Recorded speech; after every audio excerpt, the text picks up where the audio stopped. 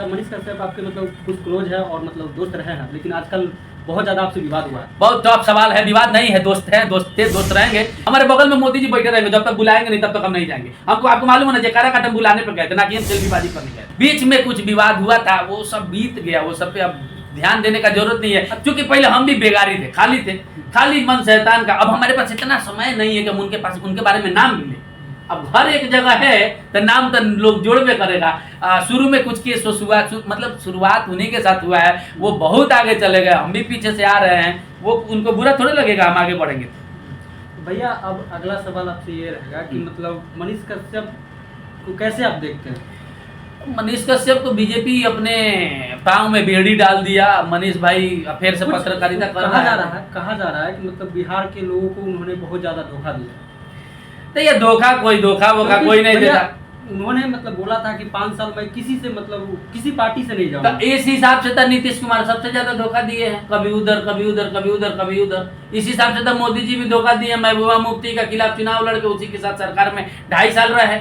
जानकारी लीजिए, नेता का कोई जात नहीं होता है। मनीष कश्यप नेता हो गया, वो कुछ भी कर सकता है, जहां उसको कंफर्टेबल महसूस होगा वहां जाएगा। उसके जगह पे हम रहेंगे, वही करेंगे। नीतीश कुमार तो बीजेपी से गठबंधन करके वोट ले लेते हैं, आरजेडी में जाकर मिल जाते हैं।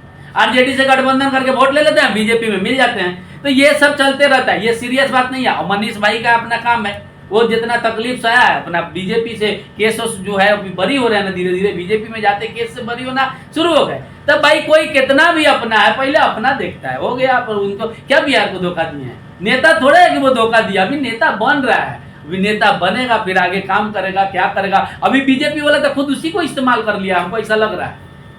चुनाव लड़ने से रोक दिया, पब्लिक में विश्वास खराब हो गया, छोड़ दिया। बीजेपी तो अमेरिका है, आगे बढ़ा देता है, पीछे से हाथ खींच लेता है। जैसे अमेरिका अफगानिस्तान को पिटवाया, यूक्रेन को पिटवाया, गाजा को पिटवाया, आगे बढ़ा देता है, कहता है चल चल चल मैं, और उसके बाद पीछे हाथ खींच लेता है।